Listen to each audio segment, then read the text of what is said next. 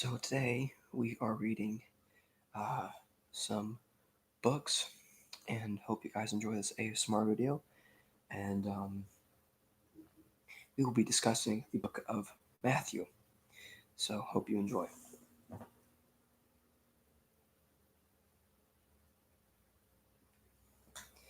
Here is a fun piece of Bible trivia. In Psalm 46 in the King James Version of the Bible, the 46th word from the beginning, not counting the Psalms, one does not have to be very far in the Gospel of Matthew to see what the author of our first Gospel likewise can play a number of games. When he relates the genealogy of Jesus, he arranges the names so they will fall in three sets of 14 generations.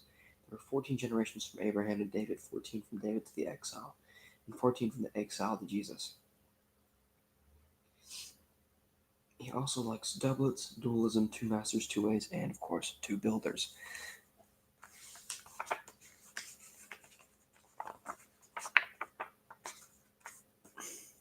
There are things that we just don't get. Sometimes Matthew includes what appears to be the same material twice at different points in the gospel. Jesus' words on divorce are included twice, as are stories of the religious leaders seeking a sign from him, or accusing him of operating with the power of Beelzebub. Now that would be like sort of just another word for the bad guy. Why would Matthew do that? Even more puzzling. Characters sometimes get doubled. Mark's legion of unclean spirits out of another man into a herd of pigs tell that biblical comedians like to call the story the deviled ham.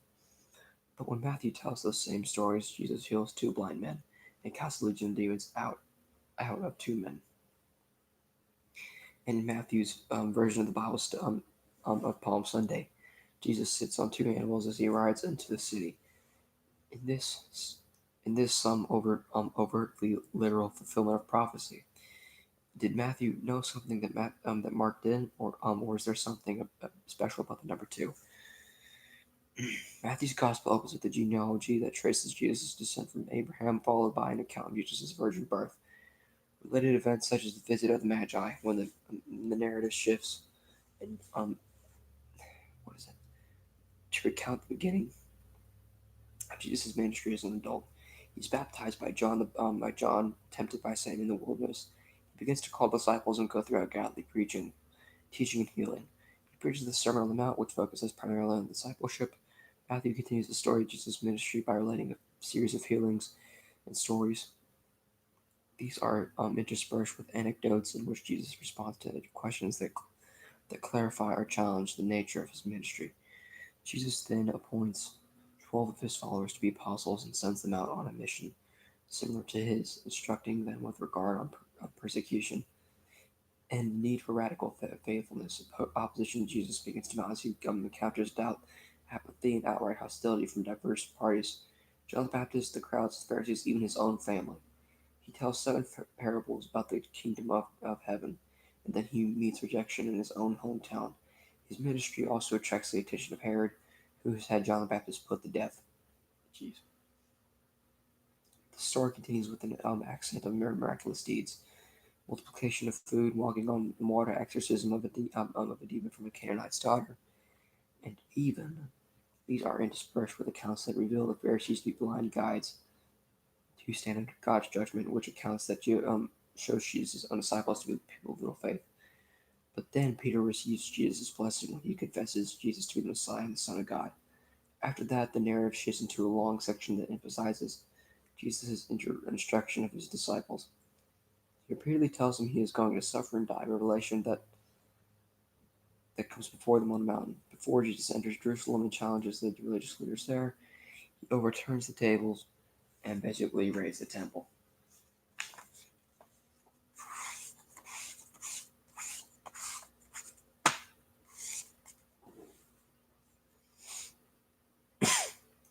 Then Jesus retires to the Mount of Olives with his disciples and offers them private teaching regarding the last days, including information about his own return and a series of parables regarding the final judgment. Matthew's Gospel concludes with an account of Jesus' passage and resurrection. Check what time it is. Okay. Historical background. Although it comes first in our New Testament, the Gospel of Matthew is not usually thought to have been the first Gospel written.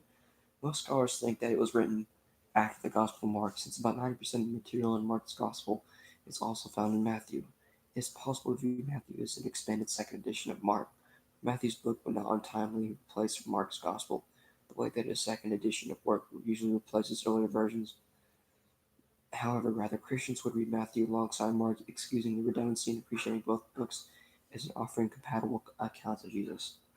The book is anonymous, and its attribution to Matthew may owe in part to mistaken or misunderstood comment from an early Christian leader around the middle of the second century. The church leader Papias said that Matthew, the tax collector, one of his disciples, collected the sayings in the Hebrew or Aramaic or, or Aramaic language, and each one interpreted. Subsequent church leaders took this comment as an indication that Matthew, the tax collector, wrote the book, and now bears his name. Indeed, this probably is what Papias meant. But the book that we now know as the Gospel of Matthew is more than a collection of sayings, or more, it is written in Greek, not Hebrew or Aramaic.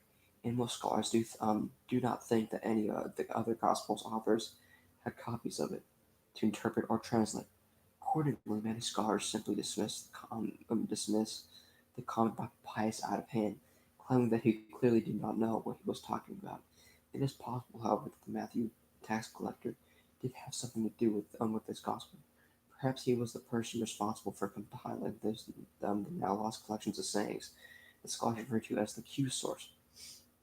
And maybe this is what confused Papias, but this remains speculative. Perhaps Matthew collected some of the sayings that ended up in Q, or maybe he collected some completely different sayings. Many scenarios are possible. We simply cannot know for sure what Matthew, the text collector's ultimate contribution to the gospel, might have been. Very few scholars, in any rate, think that that he was the author of the entire book in the form that we now have. Nevertheless, scholars refer to the unknown author of the book of Matthew anyway. It is traditional, convenient to do so, and no one knows what else to call him. What we can know about this author must be summarized from the work itself. He obviously is a devout and educated Christian. He knows the Jewish scriptures well and uses them in ways that might suggest some scribal training. Thus, he is almost certainly a Jewish Christian. Perhaps he is converted rabbi or synagogue leader. Almost all of our gospel authors, Matthew alone, is adamant about reporting the original ministry Jesus was directed solely to Israel. As for Day, his use of the phrase "to this day" implies that he is writing a generation or more after the time of Jesus, and his use of Gospel of Mark indicates that he is writing after the publication and attribution of the book and its original disciples. It is often suggested that the Gospel might have been written in the city of Antioch, an important site in early Christianity. See numerous details regarding the interpretation of this Gospel. Our best guess then is as follows. The book, as we now know, just going to skip that part. Perhaps the first step in understanding the Gospel of Matthew consists of recognizing how it is different from the other three Gospels. To get a good start on this, we should familiarize ourselves with what is unique to the Gospel. List stories and passages from Matthew that are not found anywhere else in the New Testament. A review of this material provides a quick and easy guide to some things that are distinctive about Matthew. For example, the only two instances in the New Testament where Jesus talks about the church occur in passages on this list.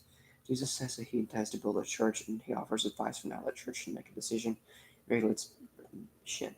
There is another way to determine what is distinctive about Matthew by saying the Gospels of Matthew and Mark side by side and noting differences. Then maybe there are certain things aside that as well. There's also the other